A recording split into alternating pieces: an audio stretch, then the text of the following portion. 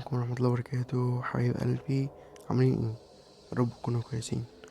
عارف والله ان انا طولت الغيبة شوية، معلش. انا بس والله كان عندي امتحانات ومكنتش عارف اصور، يعني كان عندي امتحانات ومذاكرة وكده. بس انا عارف انتوا هتعذروني يعني. بس بصراحة انا جايلكوا النهاردة قصة دمار. يلا بينا نبدأ القصة.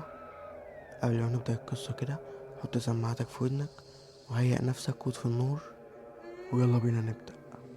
أختي عندها 20 سنة، وبيقولوا عليها إنها ملبوسة بجني بيعشقها ويمنع أي حد يقرب منها. أنا مش بصدق في الكلام ده، لكن اللي شفته خلاني أقول لنفسي اللي بيحصل لها صعب قوي، وأكيد ده جن.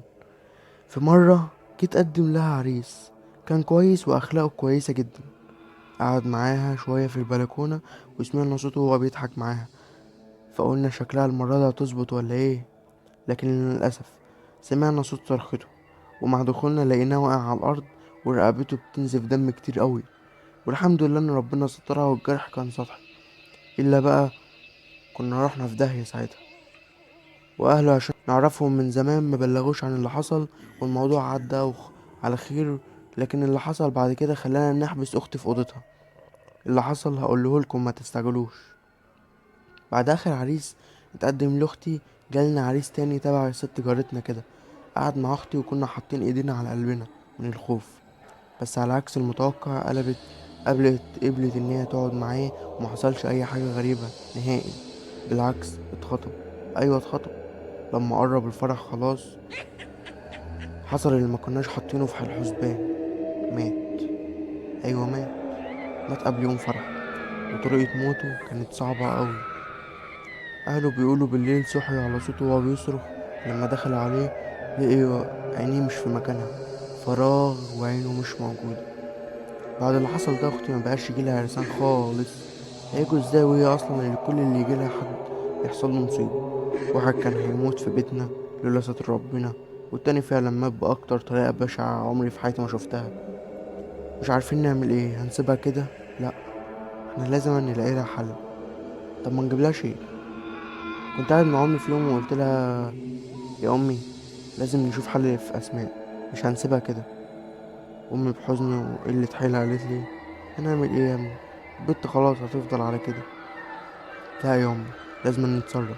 انا اكلم حد اعرفه، اكيد هنلاقي حل. اللي تشوفه يا ابني نعمله، اللي تشوفه اعمله يا ابني. انا كنت اعرف واحد صاحبي خاله شيخ، وياما كلمني عنه. قررت احكي له عن اللي حصل واللي بيحصل لاختي، وهو بقى يكلم خاله. فعلا اتصلت بحسن وقلت له عايز اقابله ضروري، وقال لي بعد ساعة نتقابل على القهوة. وفعلا قابلته. بعد ما سلمت عليه بدأت احكي له كل اللي حصل، اللي بيحصل مع اسماء. واول ما حكيت له حسيت في وشه فوق الخوف، ووشه اتبدل. والاغرب ان لقيته سابني ومشي. ايوه مشي، من غير حتى ما ينطق بكلمة واحدة. وانا فضلت انادي عليه كتير لكنه جري. عارف لما تقابل عيل وتخوفه بكلمة فيطلع يجري؟ ده اللي حصل بالظبط. لكن بمجرد ما وصلت البيت لقيته بيكلمني وبيقولي: انا جاي لك دلوقتي حالا، انا وخالي. انا رديت عليه: انت ازاي تسيبني وتمشي بالطريقه دي؟ مش وقته، مش وقته خالص الكلام ده دلوقتي. اختك في خطر كبير ولازم نلحقها. اللي عليها مش هيسيبها. خلي بالك هي مش معاكم دلوقتي. ثواني يا حسن، يا مين بس اللي مش معاكم؟ اختك دلوقتي مش معاك، ولو ما خلصناهاش هتفضل هناك على طول. حسن قفل السكه في وشي، وانا رحت على اوضه اسماء ما لقيتهاش جوه. دخلت لامي وقلت لها: اسماء فين؟ ما هي جوه، هتروح فين يعني؟ اسماء مش موجوده. قلت الكلمه دي لامي وجريت على الاوضه. واول ما انا دخلت وما لقيتهاش صرخت: راحت فين اسماء؟ حسن رد عليا وقال لي انه تحت البيت هو وخاله. نزلت له، ولما نزلت لقيت حسن ومعاه شيخ، وكان الشيخ ماسك طفل في عمر 10 سنين تقريبا. سلمت على خاله الشيخ زايد وقال لي: ازيك يا ابني؟ انتم ازاي سكتوا على اختكم كل الفترة دي؟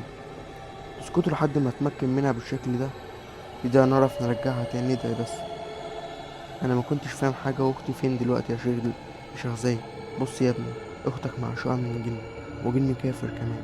وللأسف السلبية اللي كنتوا فيها خليته يتمكن منها أكتر. أختك دلوقتي في العالم بتاعه، ولو فضلت لحد الصبح هناك هتفضل هناك على طول ومش هترجع تاني. خلص كلامه. أول ما دخل قال لي أوديه أوضة أختي. واجيب له اي شيء يخصها، قطعة ملابس او اي غرض يعني. جبت له حجاب. وبعدها عمل شيء غريب. جاب ازازة، فضها على الحجاب، ومسح وش الطفل بالشيء اللي كان معاه على الازازة، وكتب على جبهته آية، وبعدها غطى وش الطفل بالحجاب، وبدأ يقرأ سورة معينة من القرآن، زي المعوذتين والكرسي وآخر سورة البقرة والصفات. وفضل يقرأ كتير جدا لحد ما حرفيا لقينا حصل أغرب شيء ممكن يتخيله حد في العالم. احنا عمرنا ما كنا نتخيل ان ده ممكن يحصل. الطفل بدأ يتكلم ويوصف مشاهد أغرب من الخيال. وبس، لو وصلت لحد هنا متنساش تعمل لايك واشتراك في القناة وتفعل زر الجرس عشان يوصلك كل جديد. وده الجزء الأول، ويا رب يكون نال إعجابكم. ولو انت وصلت لحد هنا، انزل قولي انك من الأبطال واللي ما بيخافوش، واكتب ده في التعليقات. وإن شاء الله بكرة هينزل الجزء التاني. سلام.